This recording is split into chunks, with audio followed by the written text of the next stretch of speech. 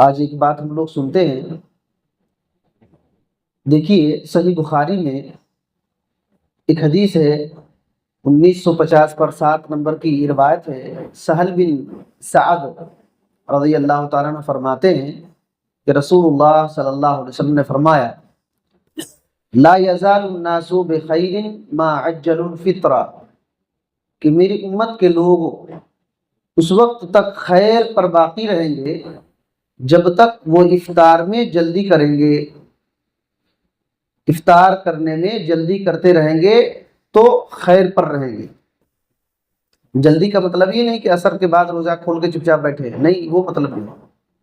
بولے تو جیسے ہی سورج ڈوبا فوراً افطار کر لینا، سورج جیسے ڈوبا افطار کر لینا تو خیر پر باقی رہیں گے۔ اللہ کے نبی صلی اللہ علیہ وسلم نے جو بات بتلائی، اس پر ابن عثیمین رحمۃ اللہ علیہ نے بڑا بہترین تشریح میں بات کہی، کہا کہ الخیر کلہ فی اتباع الشرع، تمام کی تمام بھلائی شریعت کی پابندی کرنے میں ہے، شریعت کی اتباع کرنے میں ہی بھلائی ہے، اس میں عقل نہیں دوڑانا۔ اور کہتے ہیں کہ شریعت میں قید رہ کر کے غلو نہیں کرنا اور نہ ہی نیچا کرنا، بالکل برابر رہنا، اسی میں خیر ہے، تمام بھلائی اسی کے اندر ہے۔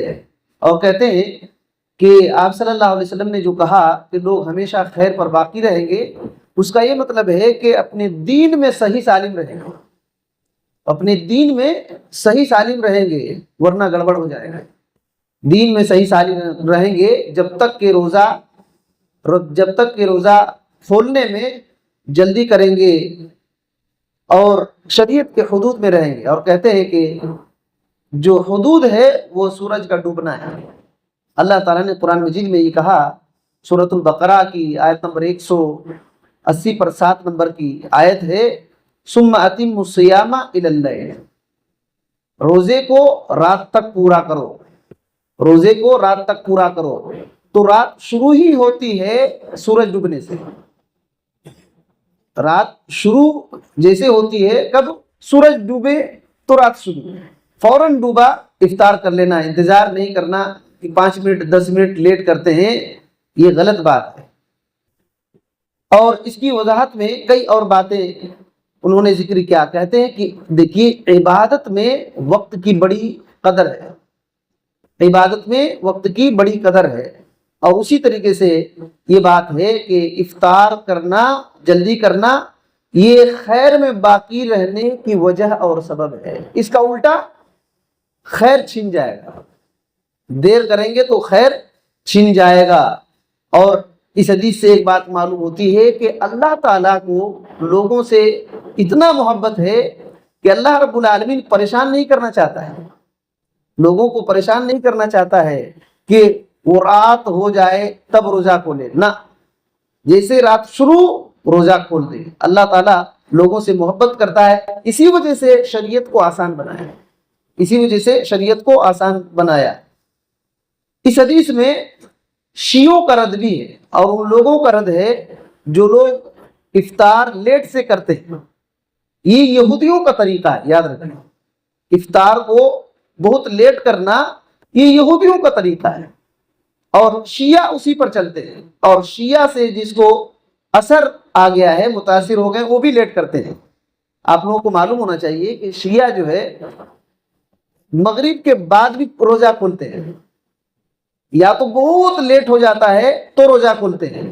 وہ لوگ اسی آیت کو دلیل پکڑتے ہیں کہ ثم اتموا الصیام الی اللیل، روزے کو رات تک مکمل کرو۔ تو وہ لوگ کبھی ایسا ہوتا ہے کہ مغرب کی اذان ہو جائے، نماز پڑھنے کے بعد روزہ کھولتے ہیں، یا تو مغرب کی نماز ہی کو بہت لیٹ سے پڑھتے ہیں۔ اور یہ نبی کریم صلی اللہ علیہ وسلم کا طریقہ نہیں، بلکہ یہودیوں کا طریقہ ہے، یہ یہودیوں کا طریقہ ہے۔ میں آپ کو دلیل دیتا ہوں یہودیوں کا طریقہ کس طرح سے ہے۔ ابن ماجہ کی حدیث ہے، سنن ابن ماجہ کی حدیث ہے 1690 پر 8 نمبر میں، یہ روایت ابن ماجہ کے اندر موجود ہے حسن سند کے ساتھ۔ حضرت ابو ہریرہ رضی اللہ تعالیٰ عنہ اس حدیث کے راوی ہیں، فرمایا نبی صلی اللہ علیہ وسلم نے لا یزال الناس بخیر ما عجل الفطرہ، اجلوا الفطرہ فإن اليہود یؤخرون، نبی صلی اللہ علیہ وسلم نے کہا کہ لوگ اس وقت تک بھلائی پر رہیں گے، نیکی پر رہیں گے جب تک افطار کرنے میں جلدی کریں گے۔ تم لوگ افطار کرنے میں جلدی کرو، کیونکہ یہودی لوگ لیٹ کرتے ہیں۔ دیکھیں، یہودی لوگ لیٹ کرتے ہیں افطار کرنے میں۔ یہ ابن ماجہ کے اندر ہے، سنن ابی داؤد کے اندر نصارہ کا بھی ذکر ہے، یعنی یہود اور نصارہ دونوں کا طریقہ ہے۔ سنن ابی داؤد میں 2350/3 میں حسن سند کے ساتھ یہ ہے، حضرت ابو ہریرہ رضی اللہ تعالی عنہ ہی سے نبی صلی اللہ علیہ وسلم نے فرمایا لا یزال الدین ظاہرا ما عجل الناس الفطرہ لان اليہود والنصارى یؤخرون۔ اللہ اکبر، اس میں بہت بڑی ایک فائدے کی بات ہے۔ آپ صلی اللہ علیہ وسلم نے کہا دین اس وقت تک غالب رہے گا، دیکھیے دین اس وقت تک غالب رہے گا جب تک کہ لوگ افطار کرنے میں جلدی کریں گے۔ کیا غالب رہے گا؟ دین اسلام اس وقت تک غالب رہے گا جب تک کہ لوگ افطار کرنے میں جلدی کریں گے، کیونکہ یہود اور نصارہ افطار کرنے میں تاخیر کرتے ہیں، لیٹ کرتے ہیں۔ اللہ اکبر، ابن تیمیہ رحمت اللہ علیہ اس حدیث کی شرح میں ذکر کرتے ہیں کہ اقتضاء صراط المستقیم ان کی کتاب ہے، اس کے اندر اس بات کو ذکر کیا کہ دین کی سربلندی افطار کرنے میں جلدی کرنے میں ہے۔ دین غالب ہوگا، دین افطار جلدی کریں گے تو دین غالب ہوگا، یہ نبی صلی اللہ علیہ وسلم کا فرمان ہے۔ تو کہتے ہیں دین غالب ہوگا افطار کی جلدی کرنے میں، کیوں؟ یہود اور نصارہ کی مخالفت کرنے میں، کیونکہ یہ دین آیا ہی ہے تمام دین پر غالب آنے کے لیے۔ هو الذی ارسل رسولہ بالہدی ودین الحق لیظہرہ علی الدین کلہ، یہ اللہ نے کہا قرآن مجید میں کہ وہ اللہ ہے جس نے اپنے رسول کو دین حق دے کر کے بھیجا تاکہ تمام دینوں پر وہ غالب آ جائے۔ تو افطار میں جلدی کرنا یہ معمولی چھوٹی بات نہیں، یہ تو نبی کریم صلی اللہ علیہ وسلم کا فرمان ہے۔ یہود اور نصارہ کا بھی اس میں مخالفت ہوتا ہے، جو لوگ بہت دیر سے افطار کرتے ہیں وہ یہود اور نصارہ کی چال پر چل رہے ہیں، ان کو پتہ بھی نہیں چل رہا ہے، اور الٹا ہم لوگوں کو کہتے ہیں کہ لوگ یہودی ہیں۔ استغفر اللہ، یہ تو نبی کریم صلی اللہ علیہ وسلم کی حدیث پر ہم لوگ عمل کرتے ہیں۔ آپ کو تعجب ہوگا، ایک حدیث ہے، یہ حدیث جو ہے امام طبرانی رحمۃ اللہ علیہ نے اپنی معجم کے اندر ذکر کیا، اور امام البانی رحمۃ اللہ علیہ نے صحیح الجامع کے اندر اس کو صحیح کہا۔ حضرت ابو درداء رضی اللہ تعالیٰ عنہ اس حدیث کے راوی ہیں، فرمایا ثلاث من اخلاق النبوہ، نبوت کے اخلاق میں سے 3 چیزیں، نبیوں کے اخلاق میں سے 3 چیزیں ہیں۔ کیا کیا؟ تعجیل الافطار، افطار میں جلدی کرنا۔ تمام نبیوں کا یہ طریقہ تھا، سوچئے تمام نبیوں کا یہی طریقہ تھا کہ افطار کرنے میں جلدی کرے۔ اور دوسرا تاخیر السحور، سحری کرنے میں لیٹ کرنا، سحری کرنے میں لیٹ کرنا تمام نبوت کے اخلاق میں سے ہے۔